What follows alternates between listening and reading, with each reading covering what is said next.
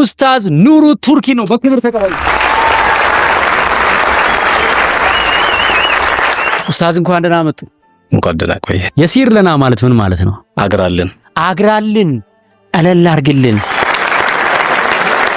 የምትሰሩት ስራ ምንድነው?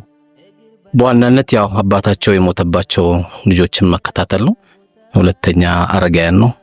ሶስተኛ አባትን በህይወት ኖሮ የተቸገሩ ማህበረሰቦችን መርዳት ነው። በአራተኛ ደረጃ የሙያ ትምህርት ቤት ለሴቶችም ለወንዶችም አለ። ከዚህ ውጪ ደግሞ በገጠሪቱ ኢትዮጵያ ላይ የምንጭና የጉድጓድ ውሃዎችን ማዳረስ ነው። እስካሁን በኢትዮጵያ ወደ 360 ውሃዎችን ቆፍረናል። ስንት አመት ሆኖታል ማህበሩ? ወደ 8 አመት። በ8 አመት ምን አይነት ቦታዎች ላይ ነው በተለይ የውሃ ጉድጓዱን የምትቆፍሩት? ገንዘቡ ከየት ነው የሚመጣው? ያው እንግዲህ ገንዘቡ ሎካል ነው።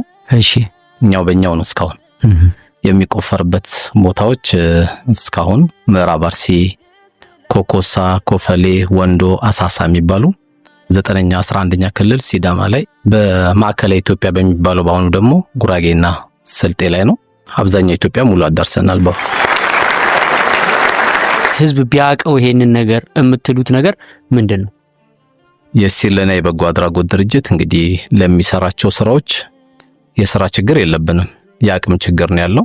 መስራቾቹም ሙስሊሞችን ብንሆንም ተረጁ ግን ከ200 ያላነሱ ክርስቲያኖችም አሉ ማህበሩ ላይ። ምክንያቱም አንድ ሀገር ነው ያለን። ሙስሊሙ ያለው ጉሮሮ ክርስቲያኑም ስላለው ቢሮአችን ያው የዚህ አይነት ጠባብነትም የለም፣ አያስተናግድም። ከዚህ የተነሳ እንግዲህ ማህበረሰቡ አብሮ ካልቆመ ስራው በጣም ከባድ ነው። ተቋም ላይ ያለን ስሜት በአብዛኞቻችን ያው ሲደርስብን እንጂ የምናቀው ብዙ አናቀውምና የሚሰሩ ሰዎችን ባይሰብር ጥሩ ነው ብዬ አስተላልፋለሁ።